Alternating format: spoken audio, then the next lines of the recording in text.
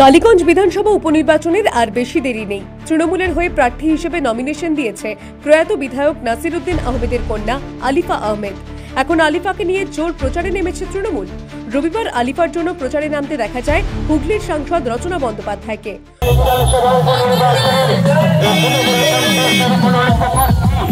হুটখোলা গাড়িতে চড়ে আলিফাকে সঙ্গে নিয়ে তিনি এলাকায় প্রচার করেন।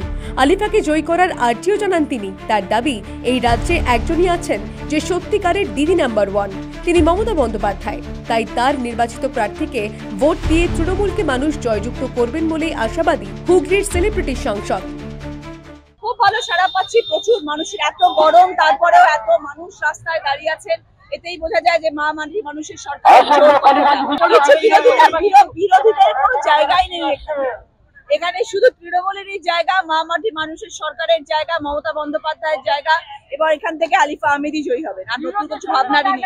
দিদি, রাজ্যের সবাই বিশেষ করে মহিলারা আপনাকে দিদি নাম্বার 1 বলে, আপনার চোখে দিদি নাম্বার 1 কে? মমতা বন্দ্যোপাধ্যায় একজনই আছেন দিদি নাম্বার 1, শুধু পশ্চিমবাংলায় না, সারা ভারতবর্ষে দিদি নাম্বার 1।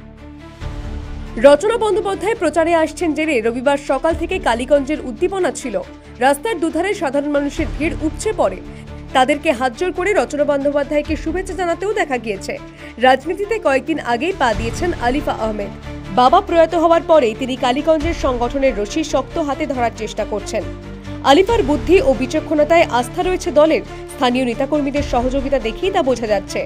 আলিফাও বিরোধীদের টক্কর দিচ্ছেন প্রচারে। ভীষণ ভালো সাড়া পাচ্ছি। আমাদের মধ্যে রচনাদি ছিলেন এবং আমরা মানুষের দাঁড়ে দাঁড়িয়ে গেছি। দিদি যেহেতু দিদি নাম্বারের সুবাদে অলরেডি একটা পরিচিত নাম বাংলার ঘরে ঘরে, তাকে দেখার জন্য এবং আমাকে আশীর্বাদ দেওয়ার জন্য এবং দোয়া করার জন্য প্রচুর লোক বাড়ির বাইরে বেরিয়ে এসেছিলেন এবং আশীর্বাদ করেছেন।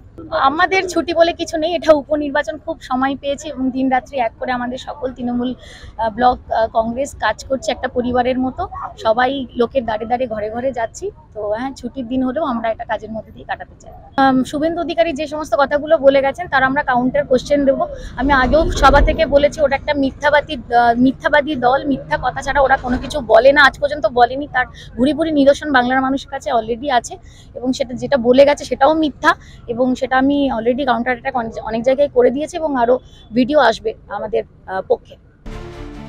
আগামী 19 জুন কালীগঞ্জ বিধানসভায় উপনির্বাচন। সেখানে শেষ হাসি কে হাসবে এখন সেটাই দেখার। নদিয়া থেকে কাজল বসাকের রিপোর্ট, দ্য ওয়াল।